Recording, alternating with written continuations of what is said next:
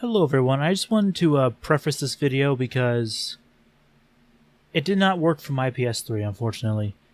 My PS3 is probably damaged beyond repair due to overheating on the motherboard.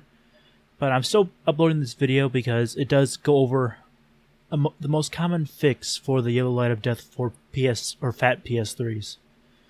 So, enjoy it, and unfortunately I'm still upset that it didn't work. Hello everyone, Spite Fire H2O, Spite, whatever you want to call me, back here again for hopefully the last time of me actually fixing this PS3. Now you may notice different camera angle because for what I'm going to be doing, I'm going to need be easier to show you from this angle instead of overhead. So, quick little recap onto what's wrong with this PS3. Just take the power cord, plug you right in. Turn you on. See red light? Yellow light of death. That's all that's wrong with it. So, what we're gonna be doing is doing like one of the fixes for it, you could say, which is going to involve heat gun, heating things up, reapplying stuff, thermal pads, and thermal paste again because why not? And yeah. So, to save you guys the boredom, I'm not going to show you how to take it apart again. If you're curious as to how to fully take it apart with each thing explained, I'll put a card up here somewhere, so that way you guys can watch my previous video of this PS3 taking it apart and cleaning it. So, I'll be right back. We're going to take this entire thing apart, and we're going to start the fix.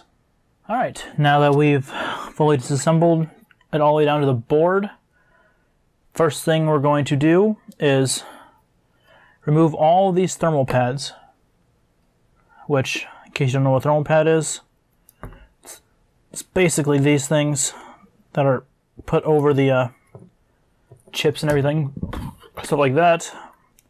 Little ones, like right here, which you gotta remember where these go. These go along these little lines on the board, which I'll show you guys in a second after I get them all off.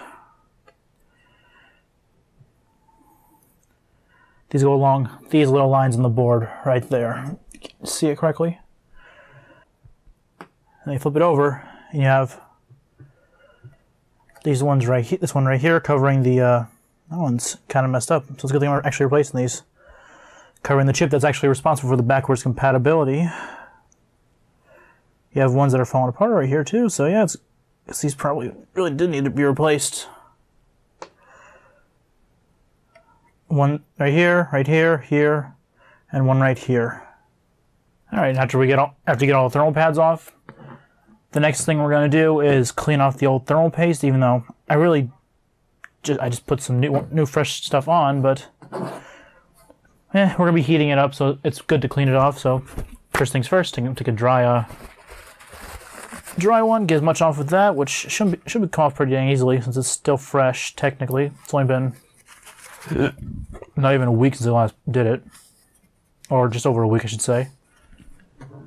Okay, so now that we have the board all cleaned up, what we're going to do, well, what I'm going to do first off, hold this up, set this box up underneath it, which box to the heat gun technically anyway, because we're going to have it setting on it like so pretty much. So, going to plug in your heat gun. Alright, once your heat gun's plugged in, well, move this box forward a little bit. First thing we're going to do, we're going to set it to low, which is generally, at least for this one, 572 degrees Fahrenheit or 300 degrees Celsius. We're going to let it run for a few seconds to warm itself up. And then we're going to take it and run it over the board. We want the board to be warm, but not hot, just to prevent the any deformations from what we're going to be doing, like our heating areas and everything. So we're just going to make sure the board gets nice and warm, so it won't deform under what we're actually going to do. And once it gets nice and warm, place it on the box. And we're going to take the heat gun, What we're gonna do, circular motion around this chip, this chip, this chip, these chips, and these chips for about 25 seconds.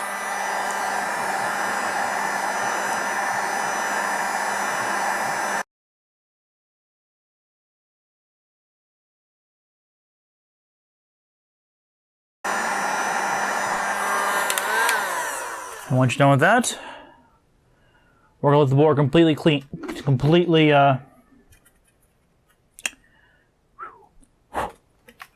completely cool down.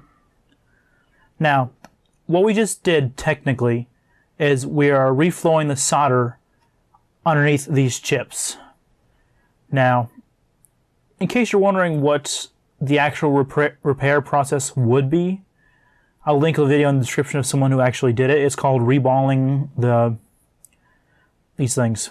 Reballing chips, pretty much, which would be taking these chips up off the board, completely removing every single piece of solder on the chip, and basically putting them back in. Like if you ever looked at a chip underneath it, how it has all the little dots in it, that's what that is. It's solder pretty much. That's connection. So like I said, what we're essentially doing is that with this, but without actually taking it off. We're trying to get it to work pretty much. That's what we're mostly trying to do. Trying to make sure all the connections are connected. And yeah. So, the next step we're going to do requires the board to be completely cool. So we're going to let it cool for 5-10 minutes, make sure it's fully clear, fully cold, and it's not, warm. So after that's done, we'll move on from there. Okay. So now the board is completely cooled down. No heat coming up off of anything. Took about 20 minutes or so. Now you want to be extra careful and wait that long because, well, make sure that you don't move any of the solder that's underneath these chips around at all. So next thing we're going to do is add the thermal pads back on there. So if you recall, the two big thermal pads, they go here and on this chip up here. Which, so I can get this off. There we go. You just gotta take that and stick it right on there. Same with the other one. Take it and stick it straight on there. Now the next pads are these square pads. And where they're going to go, I guess I can just show you, in case you guys forgot.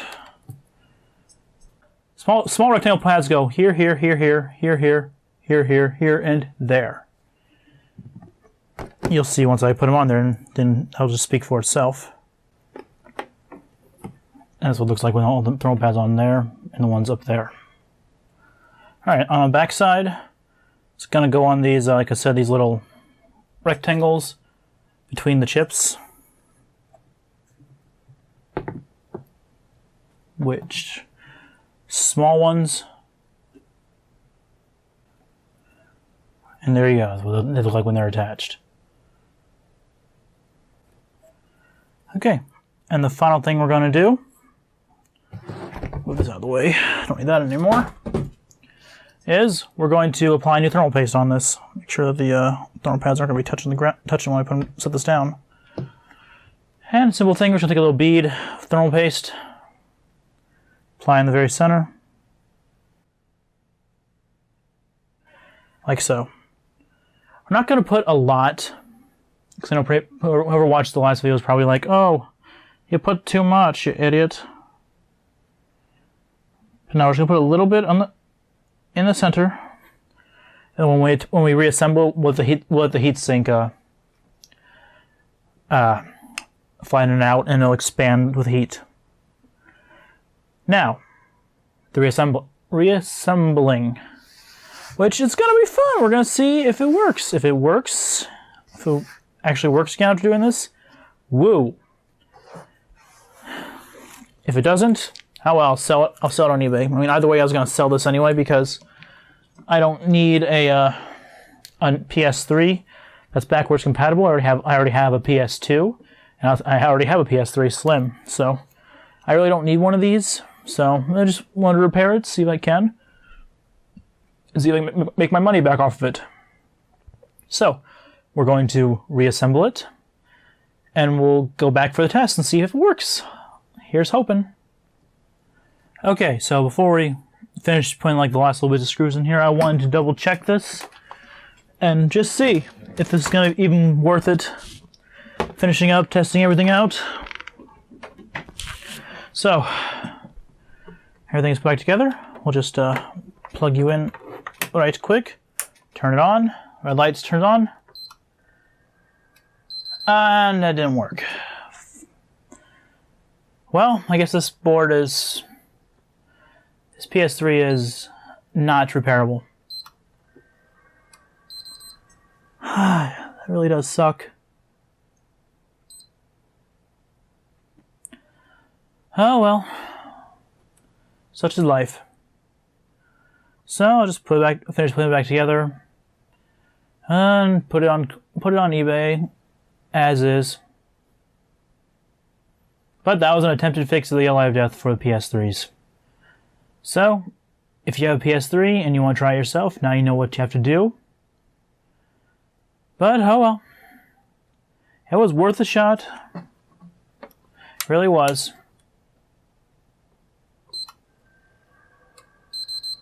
Yeah. So, thanks everyone for tuning in.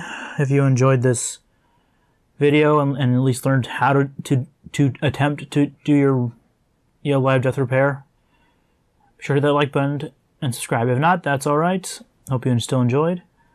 But I will see everyone in the next video what I do. Bye guys.